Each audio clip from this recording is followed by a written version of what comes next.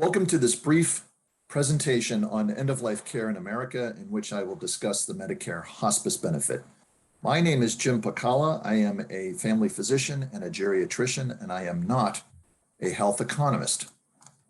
I have no relevant financial disclosures for this presentation. All right, let's think about yourself. And let's think about yourself as an old person. So if you were 85 years old and you had coronary artery disease, that's a picture of an EKG of an acute heart attack. You had advanced heart failure, that's an x-ray of somebody with an enlarged heart and pulmonary congestion. That person is not able to breathe very well. Increasing lethargy, osteoporotic fractures like this hip fracture, and overall a worsening course of your health for the past 3 months where you're declining. Clearly, when you're in this type of situation, you may be thinking about that you're getting near the end of your life. And if you start to think about that, questions that would come to you and perhaps your medical provider is, what is your prognosis? And what do you want? What do you want from your doctor and your healthcare team? So I'm going to pose to you to take 10 or 15 seconds. And I want you to think just briefly, you may want to jot it down. What kind of death do you want? What are the circumstances surrounding your own death that you would like to have?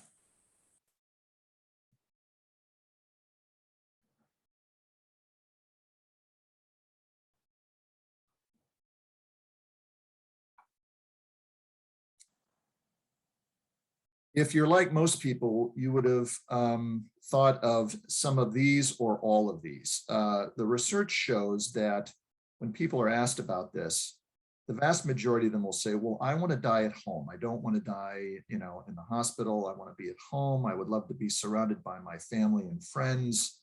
And I want my death to be painless, and not just physically painless, but also painless in other dimensions. Lots of people talk about wanting a natural death. I don't want to have an overly technologic death or attached to machines. And they would like to be thought of as a whole person rather than a constellation of medical conditions. So where do Americans die? Well, up until recently, the majority of Americans died in the hospital. But over the past few years, you can see that now more people are dying at home than they are in the hospital. A substantial number die in nursing homes, and then an increasing number of people are dying in hospice facilities. And you can see that the rise in that mirrors the decline in hospital deaths. Now, here are a few statistics about America and death. About 3 million Americans die every year. And that was before COVID. The tally of death in America in 2020 and 2021 will probably be about 3.3 million. Of those 3 million people that die every year, the vast majority of them are older adults, usually over the age of 70 and very skewed towards people in their 80s and 90s.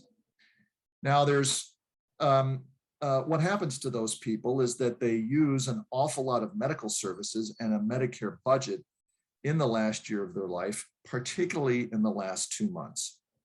So given the desires of people for what kind of death they want, and this significant cost challenge to the Medicare budget, what did the federal government do and what did Medicare do to address this situation?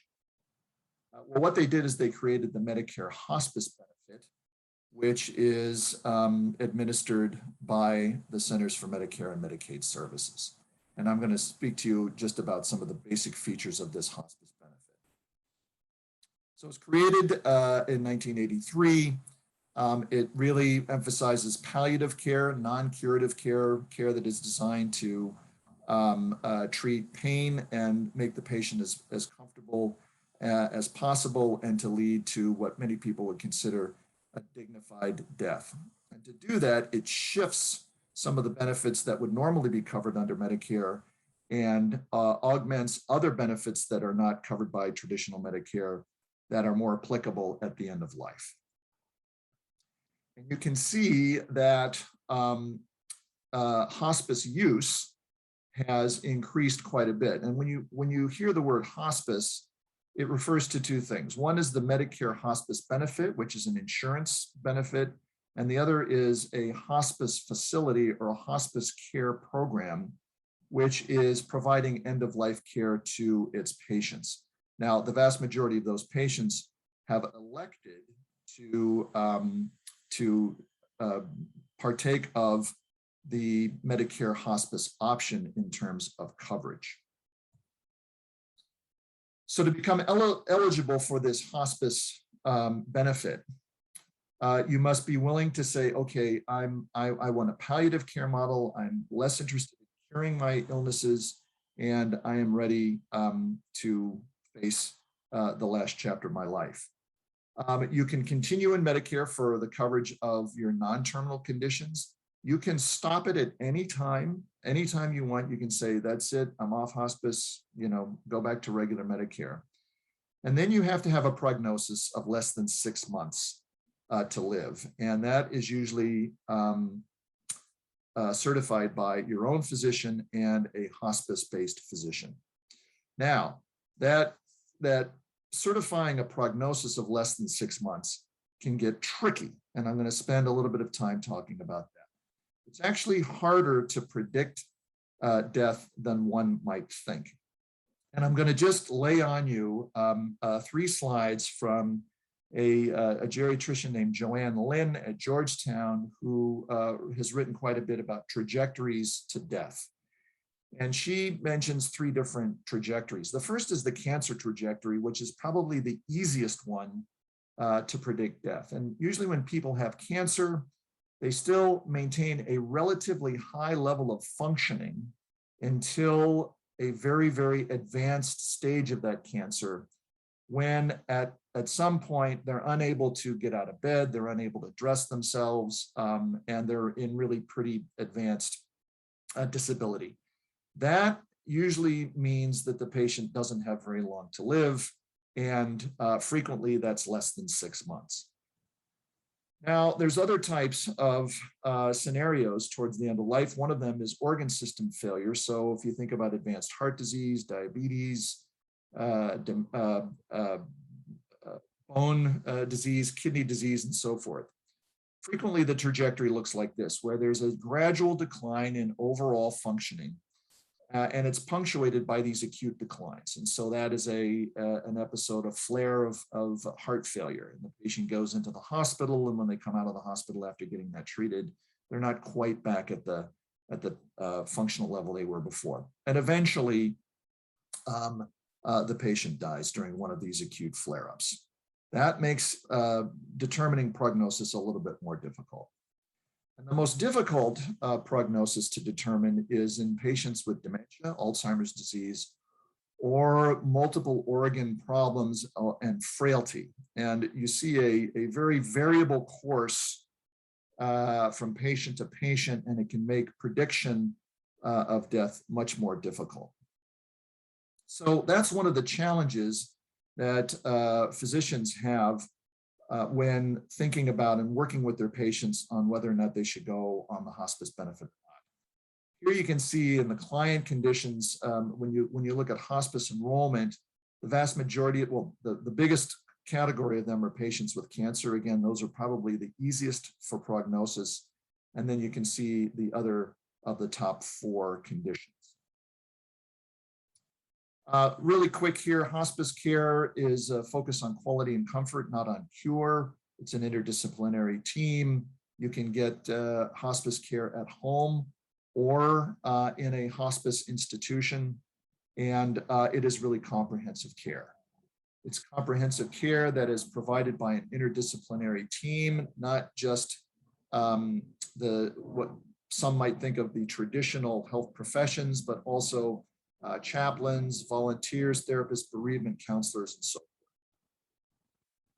forth. The next 2 slides talk about the differences in terms of coverage that are provided by regular traditional Medicare and then Medicare Hospice. And the hospice option in Medicare, you can see, provides increased coverage for nursing home services, all sorts of other types of care that are particularly applicable to the end of life.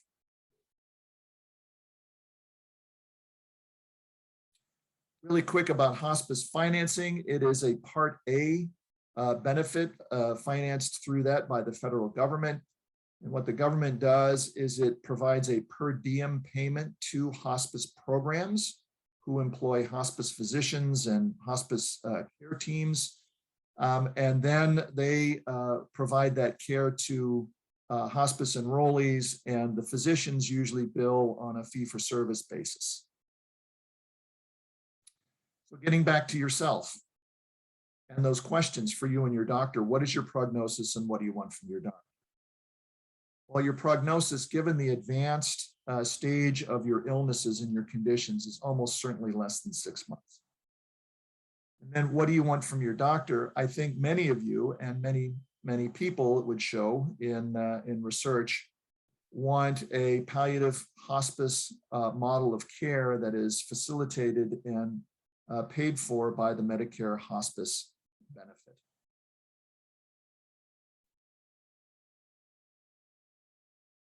So that is the end of the presentation, and the end of my presentations to introduce you to a couple of basic governmental benefits programs for people who are elderly, disabled, and economically disadvantaged, and in this case, those who are approaching the end of your lives. Thank you very much for your attention and listening to these presentations, and thanks for the memories.